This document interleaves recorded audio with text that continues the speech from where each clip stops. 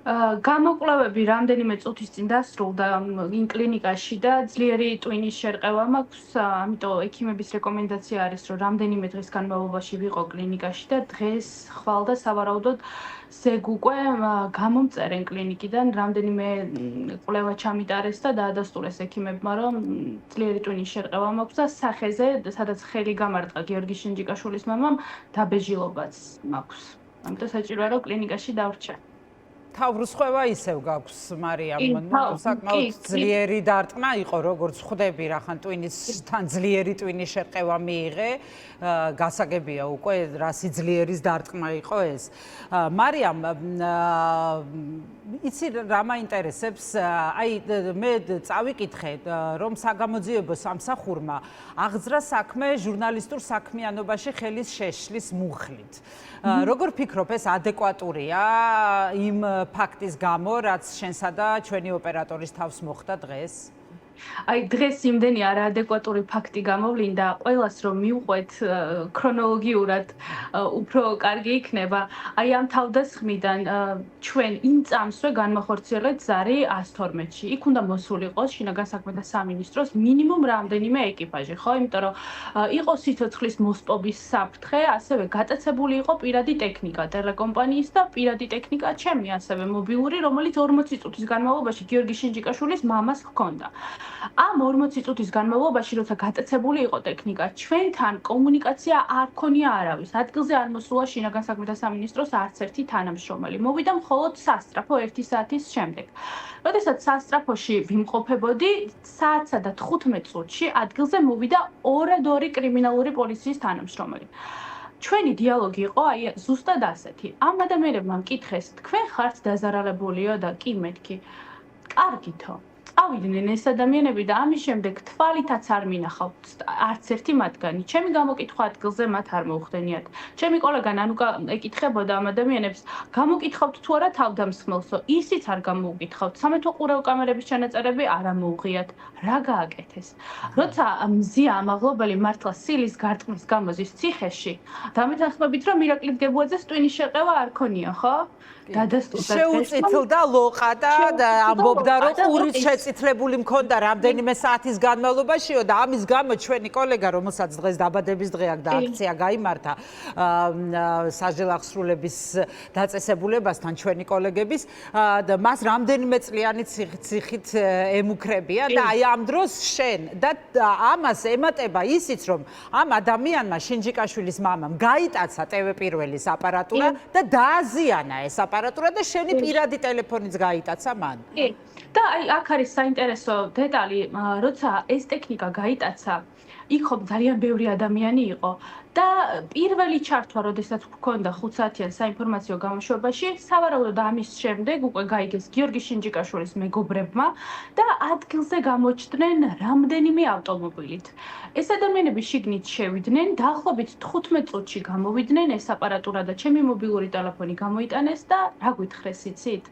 აქ აღარასდროს აღარ მოხვიდეთო და საერთოდ რატო მოხდითო და რატო სვამდით ამ კითხვებსო და ვუპასუხე, რომ ადამიანი რომ წავიდა სამსახურიდან და თანამდებობა რომ დატოვა, ბუნებრივია კითხვები ხომ არსებობს თქო და მაგაზე არ ვამბობთო.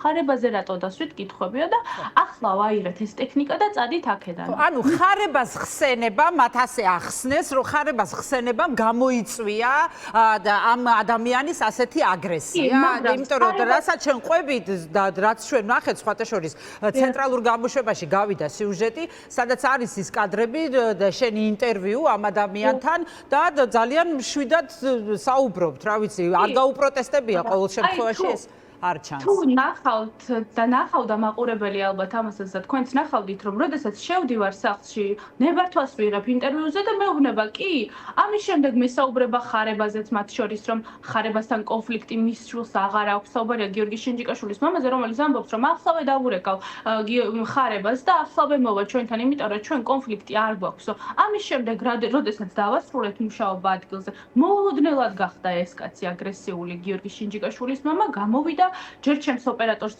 მისი კამერა წაართვა და ეს კამერა ჩაარტყა თავში ნუკრის და ჰემატომაც აღინიშნება თავზე რაც დაფიქსირდა უკვე. ნუკრი როგორ არის? ისიც კლინიკაში იმყოფება? ნუკრი კლინიკაში იმყოფება, კი. მას ჰემატომა აქვს და მისი კვლევებიც მიმდინარეობს. და რაც შეეხება ჩემს მობილურს, იფიქრა რომ მე ამ მობილურით გადავიღებდი და ეს მობილური რომ გამომართვა, ამის შემდეგ გამარტყა უკვე ხელი. და სასწრაფოზეც უნდა აღინიშნოს, რომ ვთხოვდი ამ ადამიანებს, რომ არა კლინიკა რუსთავში, არამედ მაღალ პროფილურ კლინიკაში გადმოვაყვანე, იმიტომ რომ თავის ძლიერი ტკივილი მქონდა, პირღებინების შეგრძნება მქონდა, თავბრუნვა მქონდა და ვთხოვდი, რომ ამ კლინიკაში გადამიყვანეთ, სადაც ყველა გამოკვლევას ჩამიტარებდნენ. რამდენიმე საათის საათის განმავლობაში, 1 საათის განმავლობაში ეს ადგილზე მოსული სასწრაფო დახმარების ეკიპაჟი ცდილობდა, რომ გაერკვია, არ ვიცი რა სარკვევდა ზედამხედველ პირებს უკავშირდებოდა და ისინი ეუბნებოდნენ, რომ არა, ინგოროყვაში არა, მხოლოდ კლინიკა რუსთავში. სავარაუდოდ იქ უფრო მარტივი იქნებოდა იმის თქმა, რომ ხელის გარტყმის შემდეგ ტვინის შერყევა არ მქონდა მაგალითად და ძალიან კარგად გრძნობდი თავს და რეალურად თავს კარგად არ ვგრძნო. ეხლა კარგად ვგრძნობ. მარია, აი შენ მოყევი ახლა ყველაფერი და პრინციპში ქრონოლოგიურად მოკლედ რამდენადაც შესაძლებელი იყო და მე შენი ჯანმრთელობის მდგომარეობის გათვალისწინებით არ მინდა რომ დიდხანს დაგაყოვნო და ძალიან დაგძაბო და შეგაწუხო და ერთსაც გკითხავ და დაგემშვიდობები და რას ფიქრობ, აი რა შეფასება გაქვს, მაინც რას უკავშირდებოდა ამ ადამიანის ეს აგრესია, გავიგე ხარებას ხსენებას, მაგრამ აი შენი შეგრძნებები და აღქმები როგორია და ზოგადად აი იმ ვითარებაზე რაც მოხდა დღეს თქვენს თავს და ჩვენი გადამღების ჯგუფის თავს. აი ამ ვითარებაზე რა შეფასება გექნება, რამდენად უსაფრთხოა საერთოდ ამ პროფესიაში ყოფნა და მუშაობა და როგორია ქართული ოცნების სტანდარტი, აი ამ რეჟიმის სტანდარტი? აი ჩვენი მუშაობა ველზე რომ უსაფრთხო აღარ არის, ამას ხო ყოველდღიურად ვხედავთ. დღეს მე გამისწორდნენ ფიზიკურად გასულ კვირას მაგალითად ჩემს სხვა კოლეგებს, ხო? ამ პროფესიაში აი ჩვენ როდესაც მივდივართ და კითხვებს ვსვამთ, ხდებით ქართული ოცნების მიერ ორგანიზებული ჯგუფების თავდასხმის მსხვერპლი, იმიტომ რომ მწვანეშუქი პირდაპირ ქართულმა ოცნებამ აუნთო ამ ადამიანებს, ვინმეს აქვს მოლოდინი ახლა რომ ხვალ მაგალითად გიორგი შინჯიკაშვილის მამას გამოკითხვაზე დაიბარებენ, არა რა თქმა უნდა და ესეც იქნება მორიგი თაროზე შემოდებული საქმე. იცით რამდენი საქმეა კარლო კაციტაძის უწყებაში, თუნდაც ჩემზე ძალიან ბევრი და ჩვენი სხვა კოლეგების მაკაჩიხლაძის კი ბატონო მაკაჩიხლაძის შეწირულის მარიამ გაფრინდაშვილის ძალიან ბევრის გურამ როგავასი არც ერთი საქმე ამ უწყებას არ გამოუძიებია სავარაუდოდ ამასაც არ გამოიძიებენ. მარიამ, გასაგებია, მოკლედ რა ვიცი, აღარ შეგაწუხებ, ვიცი რომ ისედაც ჯანმრთელობის მხრივ საკმაოდ მძიმე მდგომარეობა გაქვს, მძიმე ტვინის შერყევა, როგორც აღინიშნა, შესაბამისად რამდენიმე გადასვლაც და მედიკამენტებს. ჯანმრთელობას გისურვებ, რა თქმა უნდა, პირველ რიგში, მხნეობას, გამძლეობას, ჩვენ შენს გვერდით ვართ და ვერანაირი შინჯიკაშვილები და მისი მამები და საერთოდ ეს დანაშაულებრივი სინდიკატი ვერაფერს ვერ დაგვაკლებს მუშაობასაც დარწმუნებული ვარ მალე სხვა და კიდევ უფრო დიდი შემართებით განაახლებ, ასე რომ დროებით გემშვიდობები